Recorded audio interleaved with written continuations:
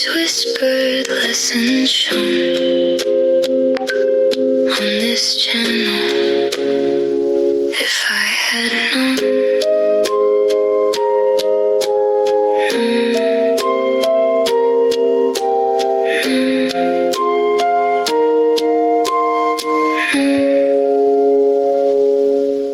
If I had known, the day we thought everything would change.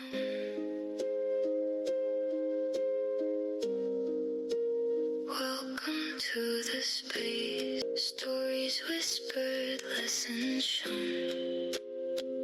I remember the night the sky didn't feel normal. It wasn't just the darkness, it was the weight that came with it. The air felt heavy, almost as if it was carrying something unseen but powerful. There was a strange sound in the distance, loud yet unclear, like a storm trying to find its voice. At first, I told myself it was thunder. That would have been easier to accept. But deep inside, I knew it wasn't. War doesn't arrive the way people imagine it. It doesn't simply begin with explosions or chaos. It starts quietly, almost invisibly. It begins with whispers, conversations that stop when someone else enters the room. Rumors passed from one person to another, each version slightly different, slightly more alarming. People pretend not to understand what is happening, not because they are ignorant, but because understanding makes it real. And reality, in moments like that, is terrifying. I was young, but not too young to notice fear. Fear has a way of revealing itself even when no one speaks about it. You see it in the way adults lower their voices. You hear it in the silence that follows certain questions. You feel it in the way people avoid eye contact when certain topics come up. We had grown up in a country where words were not free. You didn't just say anything that came to your mind. You didn't question everything openly. You learned early, without anyone needing to teach you directly, that silence could protect you. It was a form of survival, a quiet agreement between people who understood the risks of saying too much. At the center of that silence was one name, Saddam Hussein. That name carried weight. It wasn't just the name of a leader, it was a presence. Something that shaped how people behaved, how they spoke, and even how they thought. Some people feared him deeply. Others respected him, or at least said they did. And many learned to live somewhere in between, careful, observant, and cautious. But no one ignored him. Ignoring him was not an option. Then, slowly, something began to change. The change didn't start from within. It came from outside, voices that sounded confident, certain, and full of promises. They spoke of freedom as if it were something tangible, something waiting just beyond a door that had been closed for too long.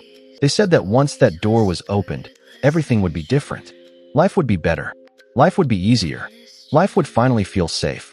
We listened to those words, even if we didn't fully understand them. Because hope has a way of filling in the gaps that logic cannot explain. It does not require detailed plans or clear outcomes. It only needs a possibility, a glimpse of something better. And for many of us, that was enough. I remember the day everything truly began. My mother held the radio closer than usual, as if the distance between her and the sound could somehow change what she was hearing.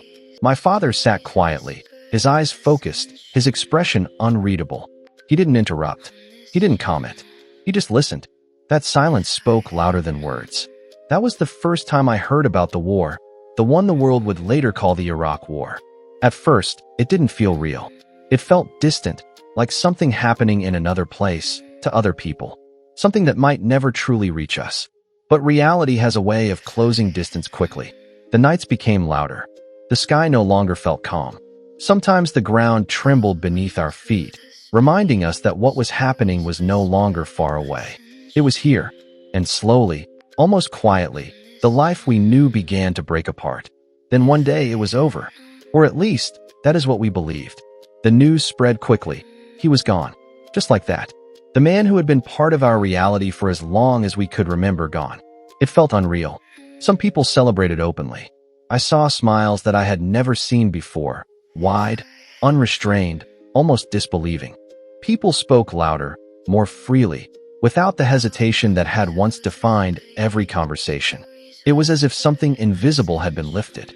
A weight we had carried for so long that we didn't even realize how heavy it was. And in that moment, I remember thinking, with quiet hope, maybe now life will finally be different. But change does not always unfold the way we expect. Days passed, then weeks. then months. And slowly, that feeling of relief began to fade. Not all at once, but gradually, replaced by something harder to understand. Something felt wrong. There was no clear direction, no strong sense of what came next. The certainty that had once shaped everything, even if it was restrictive, was gone. In its place, there was confusion. Different voices began to rise, each one confident, each one determined, but none strong enough to unite everyone. None capable of providing the stability people were quietly hoping for. It wasn't the silence we used to fear. It was something new, something uncertain. I remember the first time I saw neighbors argue openly. Before, disagreements existed, but they were controlled, quiet, contained. Now, they were loud, visible, filled with emotion. It was no longer about being careful. It was about being heard. And that was new. I remember the first time my father looked truly worried. Not because of one man, not because of a single authority, but because of everything. Because suddenly, it felt like no one was in control. We had wanted freedom, but we had never truly understood what it meant to live in it. We thought that removing one thing would fix everything. That once the source of fear was gone, peace would naturally take its place. We didn't think about what would come after. We didn't think about how fragile a system can be once it is broken, or how difficult it is to rebuild something strong enough to hold everyone together. Years later, I still think about those days. Not with anger, not even with blame, but with reflection, with a question that arrived too late to change anything. What did we really understand about the change we were hoping for? Because change, no matter how necessary it may seem, is never simple.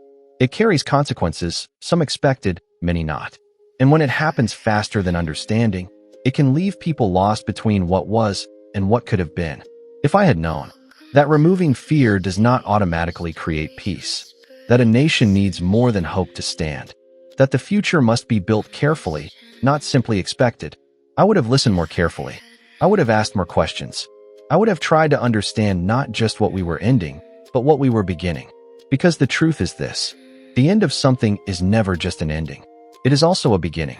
And beginnings, no matter how hopeful they may seem, can be just as difficult, sometimes even more difficult, than the endings that came before them. Final reflection. Sometimes, we do not regret the change itself.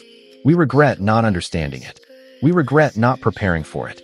We regret believing that hope alone was enough to carry us into the future. But the future demands more. It demands patience. It demands unity. It demands vision. And most importantly, it demands understanding. If I had known, I would have seen that change is not just about breaking what exists. It is about building what comes next. And that is the part we often forget. Thank you for choosing If I Had Known YouTube channel, where you find the life-changing stories. Stay tuned in and never miss the next episode.